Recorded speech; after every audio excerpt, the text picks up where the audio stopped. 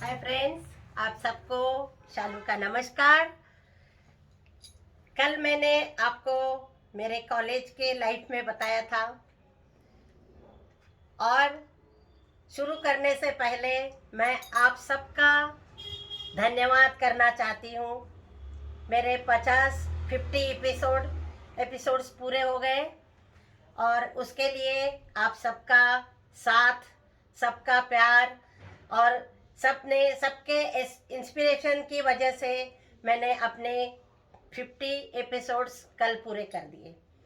तो आप सबका धन्यवाद और आगे भी आप मेरे साथ रहिए और मेरी कहानी सुनते रहिए, क्योंकि मुझे ऐसा लगता है कि मेरी जो कहानी है लाइफ में, जो मैंने किया है पर्सनली, वो आप सबके लाइफ में एक पर्सनल आपको इंस्पिरेशन मिलने वाली कहानी है।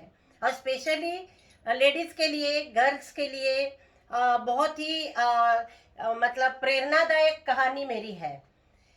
हर मुश्किल में, मुश्किलें लाइफ है तो मुश्किलें आती रहेगी और उसको कैसे हैंडल करना है और कैसे अपने आप को आगे चलना है, उसको लेकर मैं आपको ऐसे कहानी आपको बताती रहूँगी।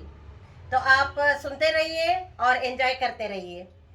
तो आपके आशीर्वाद से और आपके प्यार से मैं आपके आगे अभी 50 से आगे मैं और कहानियों को आगे तक ले जाऊंगी। कल मैंने आपको बताया था कॉलेज में मैं चली गई, पहला दिन था। बहुत ही छोटे से गांव से, मैं ये बार बार आपको बोलती हूँ क्योंकि मुझे कुछ भी नॉलेज नहीं था, बिल्कुल एकदम जीरो। तो वहाँ से मैं दिल्ली आके मैंने देखिए कॉलेज में कदम रखा, 2 बच्चे, शादी, घर परिवार, बहुत बड़ा जॉइंट परिवार, और इसका सब इतना सब कुछ होने के बावजूद मैंने अपना कदम कॉलेज में रखा। एक बहुत ही फेमस कॉलेज है, जामिया मिलिया, न्यू दिल्ली में। तो मैंने ये बहुत मेरे लिए तो बहुत बड़ा था, क्योंकि उस जमाने में माहौल भी ऐसा नहीं था। 1980 में तो बहुत कितना 40 साल हो गए अभी। तो 40 साल पहले का जमाना और अब का जमाने में बहुत ज़्यादा फर्क है। तो वो जो जमाना था उसमें मैंने कॉलेज में कदम रखा और मुझे नहीं पता था कि भाई रैगिंग भी होती है, रैगिंग भी कोई चीज़ है। क्योंकि ये वर्ड ही मैंने पहली बार सुना था कि कॉलेज में जाते हैं तो रैगिंग होती है। तो मुझे लगा पता नहीं क्या करेंगे क्या नहीं। उसके बाद एक हमारे ग्रुप में, हम फर्स्ट ईयर के ग्रुप में एक लड़का था बस, बाकी सारी लड़कियां। एक ही लड़के का एडमिशन हुआ उसमें, उसका नाम कमल था। और उसको मतलब मैं देख रही थी कि रैगिंग में करते क्या है। तो उसको ऐसे घूंघट मतलब पहना के लड़कियों की तरह दुपट्टा ओढ़ के उसको ऐसे लड़कियों की तरह चलने के लिए बताया, और वो ऐसे दुपट्टा लेके चल के उसने पूरे उसमें राउंड लेके ऐसे चल के दिखाया। तो मुझे बड़ी हंसी आई, मैंने कहा ये रैगिंग होती है। तब समझ में आएगा कि क्या होता है। तो मुझे लगा पता नहीं मेरे को क्या करवाएंगे, क्योंकि भाई अंदर दुख दुख दुख दुख हो रहा था कि भाई क्या करवाएंगे। उसके बाद और भी लड़कियां थी, उनसे भी रैगिंग करवाया। अलग अलग क्वेश्चन पूछते गए कि आपको कब से शौक है और आर्ट लाइन में आप कैसे आ गए, ऐसे करके मतलब सबको पूछ रहे थे। ज़्यादातर लोगों ने बताया कि भाई हमें बचपन से ही शौक था इसका कि हम आर्टिस्ट बने, ड्राइंग करें, और इसलिए हम इसमें एडमिशन लेके हम यहाँ आ गए हैं। लेकिन अब मेरी बारी आएगी। मैं बहुत घबराई हुई थी उस दिन, क्योंकि बहुत सारे कॉलेज का माहौल, सारे मतलब यंग सब लड़के लड़कियां सब इकट्ठे, बहुत पूरा एक हॉल था, पूरे हॉल में सब बैठे हुए थे। तो मेरा नंबर आ गया। फिर उन्होंने बोला भाई शैलन जी आप आगे आ जाइए। फिर मैं चली गई। मैं अकेली उस कॉलेज में साड़ी पहन के जाती थी। क्योंकि साड़ी पहन के जाती थी। और मैंने जैसे ही मेरे को बुलाया मैं चली गई। तो मैंने कहा कि क्या मतलब, उन्होंने मेरे को पूछा कि आप कहाँ से हैं, क्योंकि थोड़ा चाहे कितने भी साल दिल्ली में रहे, थोड़ा टोन से ही पता चलता है कि मैं दिल्ली की नहीं हूँ। तो उन्होंने पूछा कि भाई आप कहाँ से हैं, तो मैंने बोला ऐसे कर्नाटक से हूँ, और शादी तो बताया नहीं था, मैंने बोला अब मैं दिल्ली में हूँ।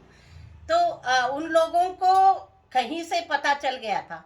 तो वो कर्नाटक से बोलने के बाद उन्होंने बोला आप ना कन्नड़ में अपना नाम ब्लैक बोर्ड पर लिख के दिखाइए। तो मैं चौक मेरे को दे दिया, मैंने चौक पकड़ के कन्नड़ा मैंने सीख लिया था थोड़ा बहुत, क्योंकि शादी जब हो गई तो मुरुगोड़ जी ने बताया कि तुम्हें कन्नड़ा सीखना पड़ेगा। तो मैंने बोला ठीक है सीख लूँगी, और वो भी एक शर्त पर बताया कि जब तुम कन्नड़ बोलने लग जाओगी या लिखने लग जाओगी अच्छे से, तो मैं तुम्हें एक अच्छी सिल्क साड़ी दे दूँगा। ये शर्त थी उनकी। तो मेरा बेटा स्वरूप है, आनंद है, अनीता है, और कृपा है, सब मोना है, स्कूल चले जाते थे। तो उनको मैं कन्नड़ स्कूल में ही मेरे सारे बच्चे पढ़े हैं। तो उनको मैं आ ई करते करते मैंने भी कन्नड़ा सीख लिया उनके साथ ही, आ की मात्रा, ई की मात्रा करते करते। और फिर जब मैंने अपना नाम लिख दिया कन्नड़ में, तब इनको बहुत खुशी हुई थी। वो दिन मुझे बहुत अच्छे से याद है। फिर उन्होंने मुझे कैनॉट प्लेस ले गए थे, और बहुत सुंदर एक सिल्क साड़ी मेरे को प्रियदर्शनी की एक बहुत सुंदर साड़ी उन्होंने मुझे दी थी। अच्छा, फिर मैं ब्लैक बोर्ड पर मैंने अपना नाम लिख दिया, शालन करके कन्नड़ में लिख दिया। तो सब हंसने लग गए कि भाई ये क्या जिलेबी तरह गोल गोल गोल गोल लिखा हुआ है। तो उसके बाद उन्होंने फिर सेकंड क्वेश्चन पूछा कि भाई आपको कब से मतलब ये ड्राइंग का या जो आर्ट का शौक कब से है। तो मैंने बोला मेरे को भी बचपन से ही था, मेरे को कुछ करना था, लेकिन उनको पता था कि इसकी शादी हो गई है, 2 बच्चे हैं। मैंने किसी को बताया नहीं था। तो उनको लगा आपको कैसे बुढ़ापे में शौक आ गया। अब सब बच्चे 12th पास करके, तो उनके यहाँ मैं ऐसे ही फीलिंग उनको हो गई। उस समय मैं थी 56 से 81, मतलब मैं 25-26 साल की थी। तो उन्होंने कहा आपको क्या बुढ़ापे में शौक आ गया, आपके तो बच्चे भी हैं, मैं हमने सुना है।